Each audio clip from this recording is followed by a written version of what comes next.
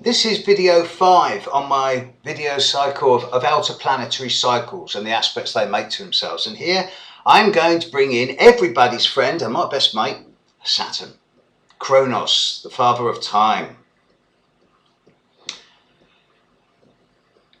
Most people are aware of the knowledge of and probably the alleged influence of the Saturn return, when Saturn comes back to its original position every 29 and a third years. And certainly the first Saturn return at age 29 is in many people's lives a very challenging and humbling experience. It's where they have to make some pretty difficult choices about what is still of value and worth, and most people just aren't mature enough to make those choices, so the choices are made for them. Hence, for most people, 29 years old is a difficult time, unless they are good at setting their own boundaries. Saturn comes back and makes its second Saturn return at 58.5 to 59.5 years old. This is much more of a maturing process. It is drawing towards the end of the middle age period and getting towards the veteran status.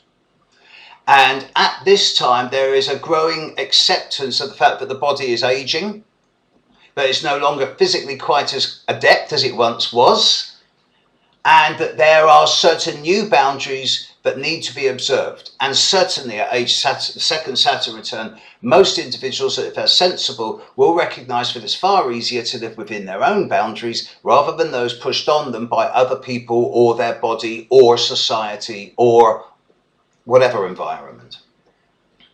The third Saturn return comes at 87, of which more in a moment. 86, 87.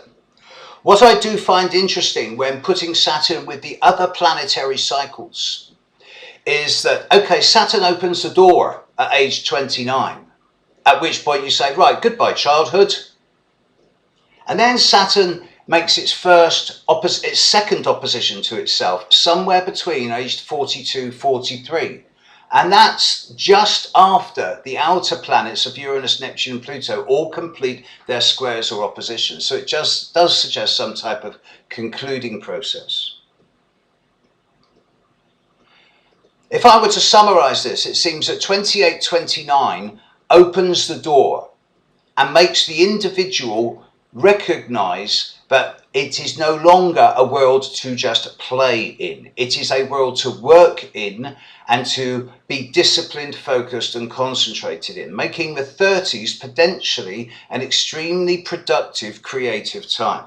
It is as one gets into the very end of one's 30s, the Pluto square starts, followed by the Uranus opposition immediately, sometimes at the same time, followed immediately by the Neptune square at aged 42, making 39 to 42 an extremely transformative, compressed and probably difficult time for most people in terms of existential angst, internal psychological workings, personal neuroses and the odd bit of drama, crisis and trauma thrown in as well.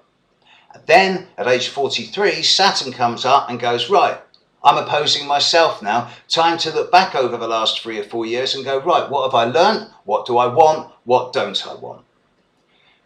There are no planetary large-scale cycles that converge as one gets into one's mid-40s. At 51, of course, it is the Chiron return, which is where a change of value takes place. And you ask yourself, right, what do I want to do for the next period of time that's different to what before?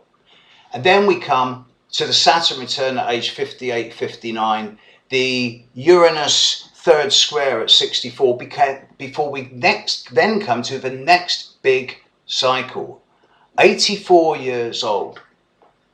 At 84, we have the Uranus conjunction to itself, the Neptune opposition to itself, and immediately after this, at 86, it is the third Saturn return. For many of my clients and friends and people whom I work with, I say to them, look, get to your mid-80s. Once you're into your mid-80s, you can really grow old disgracefully. Everything from that time on is a bonus. You've done what you volunteered to come here to do, and the rest of the time is playtime. Go and have some fun. And the idea of growing old disgracefully really appeals to me. I look forward to it with both horror and anticipation. Okay, that ends my video on cycles. I hope you've enjoyed them. Catch you later. Bye.